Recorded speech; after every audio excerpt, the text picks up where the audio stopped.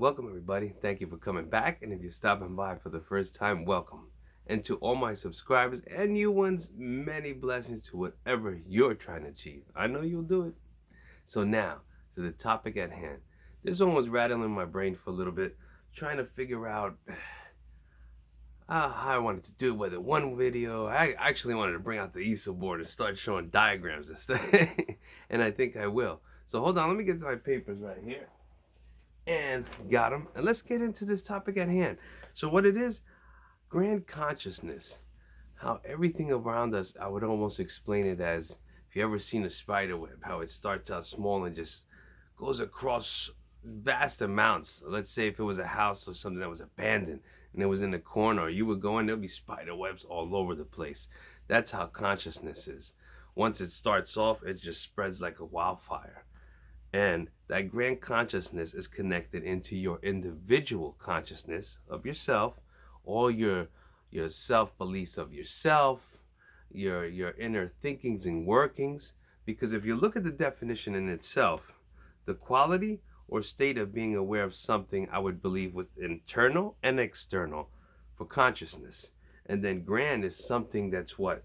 Magnificent, imposing in appearance, size, or style. So something that grabs people when they see it, they're like, whoa, wow, catches what? Their eye.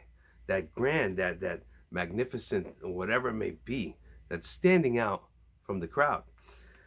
Little clue there. So if you can be grand in your thought process from in and without, you're going to shine forth and be bright like that grand consciousness is connected to everything, and your consciousness is connecting into that. And everyone else around you, that's why they say, if you're that one, spread that light, that joy, help other people, pass on whatever you might know, wisdom, knowledge, or give that lending ear just to listen to someone or whatever they may be going through. And if we could do that, that's what they always talk about, and a lot of people and myself with spirituality, to uplift the consciousness of what some people go grand, big, like the universe, our planet, Earth, Gaia, Mother Gaia, whatever you want to call it or what you call it within your belief. There's always something grand and bigger out there than ourselves that sees everything. It almost records everything, intakes everything, and it's always there to what? Retrieve or go back into. So imagine that. Imagine if there was something within this body, that consciousness within you, recording everything you do within your life. Imagine one day when your time is done, you have to have that like a review of your life, or I would say myself, I want to make sure that I have done enough things that we're okay. That review, okay. Oh, let's go fast forward past that a little bit. There we go. We're okay from then on. In other words, always keep living that life right from within yourself to the exterior of yourself, meaning what? Your thoughts, that would be like kind of like internal. Speaking, the words that come out your mouth is what? That external. So you want to have all that as one. So let's keep going in here. I have a couple of things that I'm just going to throw out here, and we'll go off the whim. So we talked about grand consciousness, consciousness of yourself, what it is, what it means. You got to figure out what it means to you. That way, when you put out forth stuff, that grand consciousness you're connecting to, you're feeding it good things. Imagine if you're in a place of either war or destruction. Imagine the vibe and the consciousness that what those people were feeling and thinking, and then that's going out and that whole area, and you were to step into that, you would immediately feel that consciousness, that everything within that area and that air, that vibration, that frequency. That's to show you how powerful it is.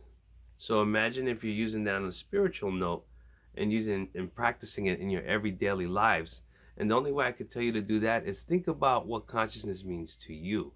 Once you first realize that, then you can implement it in your everyday life within your internal thinkings, your external thinking process, and use the tools or techniques that you're going to manifest, because you'll learn how to deal with all of these things and practice them every day and use them, practically use them.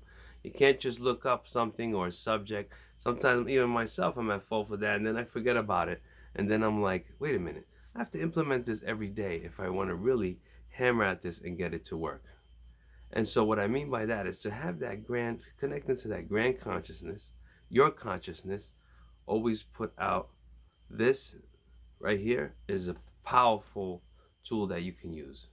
And if you're in a state of depression or in a low vibrational frequency or whatever it is, or anxiety, or going through hardships within your life and not always staying down there, the stuff that you're putting out and whoever's within your circle or your immediate friends or whatever, you guys are all gonna vibe off each other.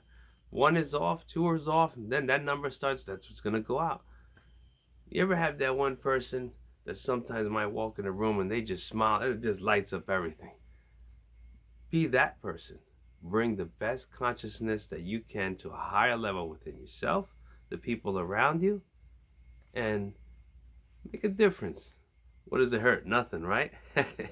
I came by Rubey. This is definitely a topic that I gotta get that easel board out. I want to draw some diagrams. I want to really get into it to show you how one decision, one choice you make, and within your conscious decision making process, and how it affects everyone else, you would not believe it. That diagram, I couldn't even fit it on this whole back wall if I had 100 easel boards. Take care, everyone. I came by Rubey.